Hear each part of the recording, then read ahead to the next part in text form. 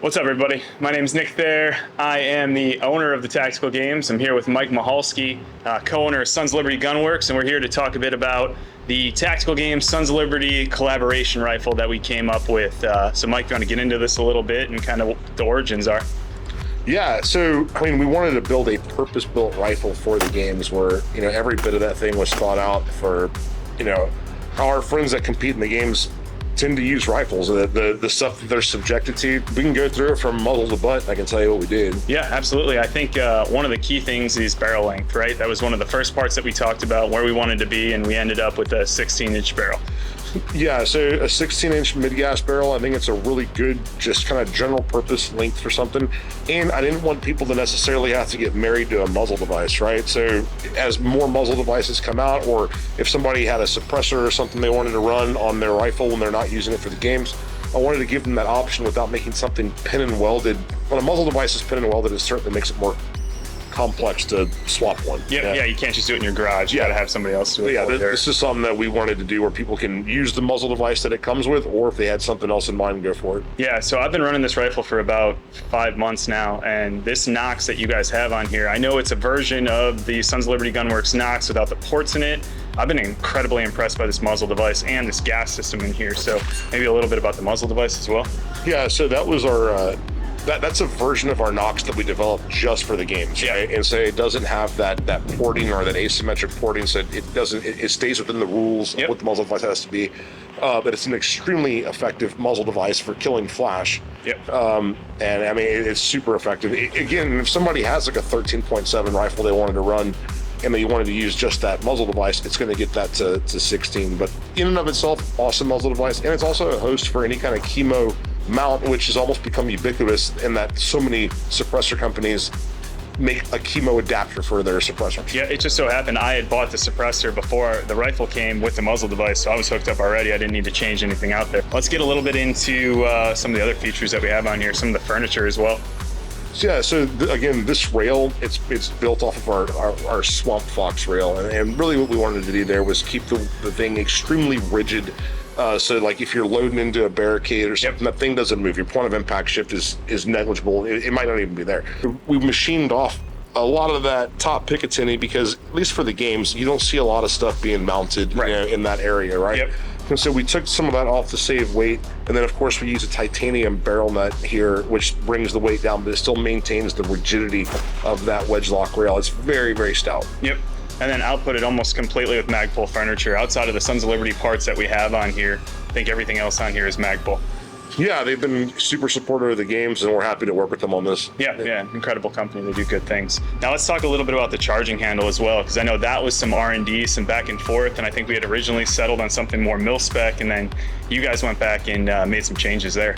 Yeah, so this charging handle by design, it's by design is meant to be run with kit and be run, by people that are doing active stuff in kit. So that way we're not worried about the charging handle latching on or hooking on to a chest rig or something and pulling the bolt out of battery. It's designed to still be able to, you can aggressively manipulate the weapon, cycle the action, all that kind of good stuff, but it's significantly less prone to snagging than a lot of other charging handles. By the way, anybody that has a TTG rifle, hit us up, and if you have one, I'll send you one of these charging handles, the new one on the house.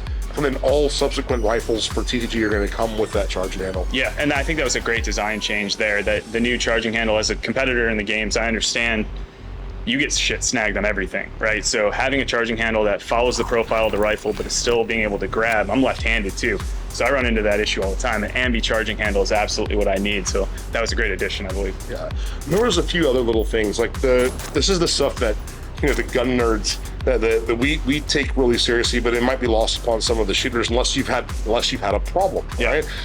So like the castle nuts that we use on here, they have a much steeper angle, so we can displace even more material from that end plate, and this gives us a significantly stronger lockup back there. And what we saw was, when people are running with dummies over their back, or they're subjecting the gun to some type of like rotational force through anything, whether it's an obstacle or a dummy or whatever they're doing in the gun, we wanted to make sure that it was like insanely hard to clock that receiver extension. I mean, the thing was built to just endure quite a bit of abuse. And that was the thought behind everything. The gas system, the full mass carriers, the A5 systems that we use with heavy buffers. It's not a gamer gun. Right. And this thing is not a 3-gun rifle. It is a tactical games rifle. It's meant to plow through any kind of adversity, no matter how fouled or messed up that raceway gets. I mean, it's just going to keep, chugging. That was the goal, is that we wanted to be a very practical duty grade rifle that happened to have slight tweaks for the games. Absolutely, and it's proven to be extremely successful. I think this rifle's ended up on top of the podium like 3 or 4 times now already this year. Yes, I mean, and that makes me so happy to see, like, whenever really good athletes are using a really good kit, and then you see what that looks like when those things intersect. And no, it's awesome. I've been super proud to do it. And one of the most Sons of Liberty stories that I can come up with was how this rifle really came about. The final reveal of this rifle was pretty cool to me. I don't know how much you remember this story, but we were in Vegas for SHOT Show, and we got a call, everybody's meeting out on the SHOT Show floor, and it was like, hey, go meet so-and-so over at their booth. And then it was like, all right, time to go meet with Mike and Sons of Liberty. And we ended up in a suite up in the top of the Venetian Tower. And it felt like a casino, like the movie Casino. Yeah. We all met in the suite, brought the rifle out, started critiquing it. I thought that was pretty cool. Joe Pesci's just sitting on the couch.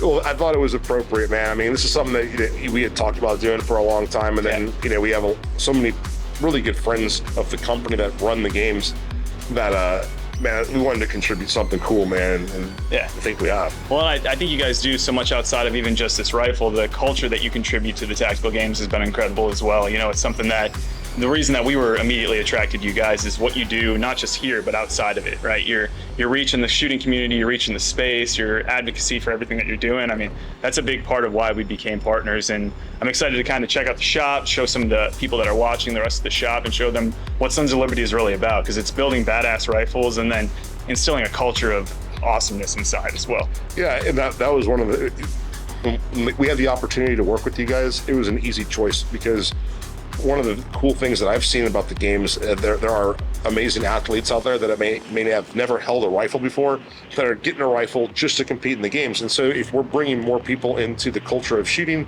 and that that is something we want to support. I mean, that's how you win the culture war. Just making stuff less taboo. So y'all are doing a really good job of that, and that made it super easy for us to want to get on board. Yeah, awesome. Yeah, cool.